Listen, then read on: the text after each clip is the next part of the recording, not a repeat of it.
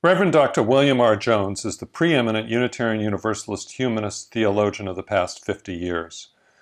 Since he was one of the few Unitarian Universalist theologians to have a reputation beyond our tiny little denomination, he is also arguably one of the 3 or 4 most important Unitarian Universalist theologians of any persuasion in the past maybe century. Frustratingly, Jones is too little known within Unitarian Universalism. Instead of being considered as a central thinker, a moral touchstone to whom we can turn for deep insights into some of the most pernicious moral dilemmas of our time, a thinker who outlines one of the most compelling reasons for being a humanist, he is, at least in my experience, dismissed as being somewhat marginal.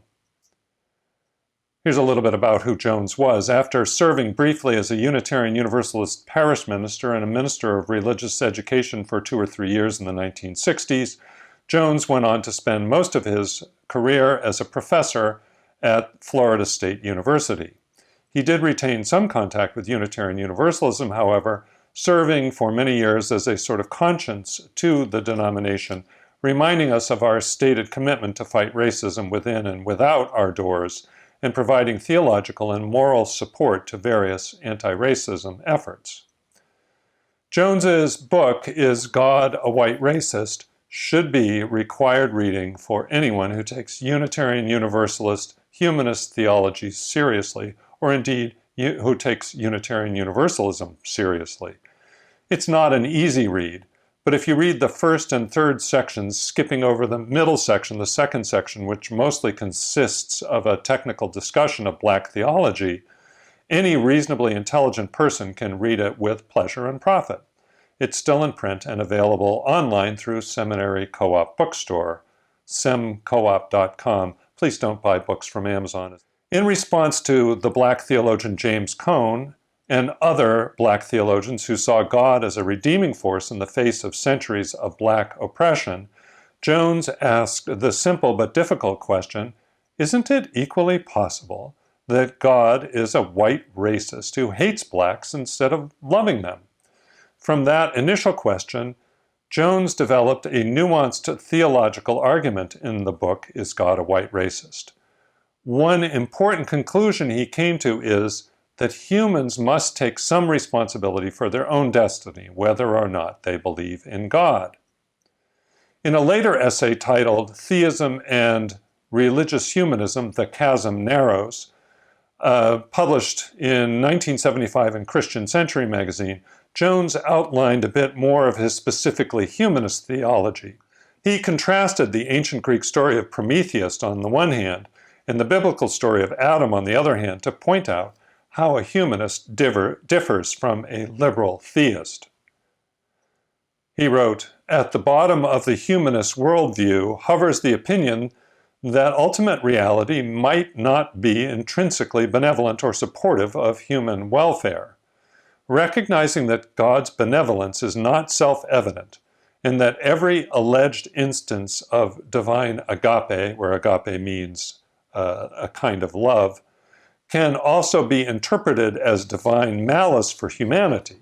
See, for example, Camus' inverted interpretation of Golgotha in The Rebel. Given that, humanism permits but does not dictate a human response of rebellion as soteriologically authentic. Prometheus and Adam illustrate the contrasting viewpoints. Adam's rebellion is regarded as the quintessence of sin, whereas Prometheus's parallel refusal is, for the humanist, praiseworthy. So wrote Dr. Jones. This is a particularly compelling statement because not only does Jones provide a useful and precise distinction between liberal theism and humanism, he also offers a powerful Western myth that can help explain Western humanist values. This myth is particularly useful when presenting the central values of humanism, or indeed of Unitarian Universalism, to children, and I have never quite understood why the myth of Prometheus doesn't figure more prominently in Unitarian Universalist religious education for children.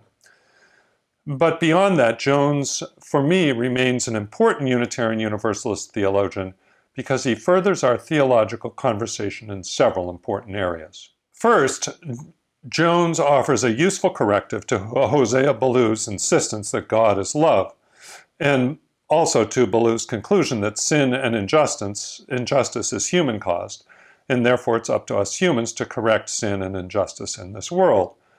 Jones points out that God's love is not, in fact, self-evident, and that resistance to authority, or indeed resistance to reality, including resistance to divine authority, can be legitimate. Next, Jones is a useful corrective to Emerson's exposition of self-reliance. Emerson seems to think that self-reliance and resistance to authority is just going to be free of adverse consequences.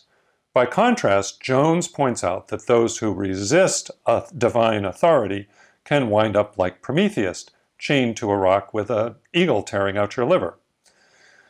Emerson's self-reliance makes a kind of God out of the individual human being. By contrast, Jones understands that human beings are neither innately good nor innately evil nor innately divine, but instead, we humans define ourselves through our actions in the world. There is no innate quality to us. Third point, Jones's writing provides a useful gloss on Bernard Loomer's concept of the web of life, the interdependent web of all existence. All too often, Loomer is misrepresented as showing only how humankind should care for the non-human world. Jones reminds us that central to Loomer is that the web of life also includes the entire human community. The web of life is a social phenomenon, a human social phenomenon, as well as an ecological phenomenon. Thus, you cannot separate environmental justice work from racial justice work, nor from work fighting sexism, heterosexism, class bias, ableism, etc., etc.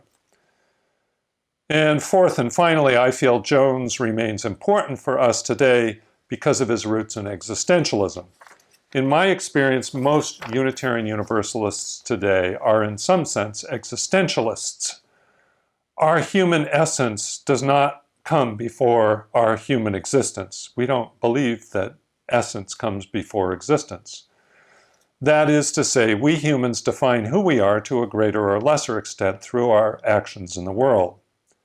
Some of us may believe that humans are basically good, but even then we will mostly affirm that if we act badly, we can make ourselves become bad, or at least worse.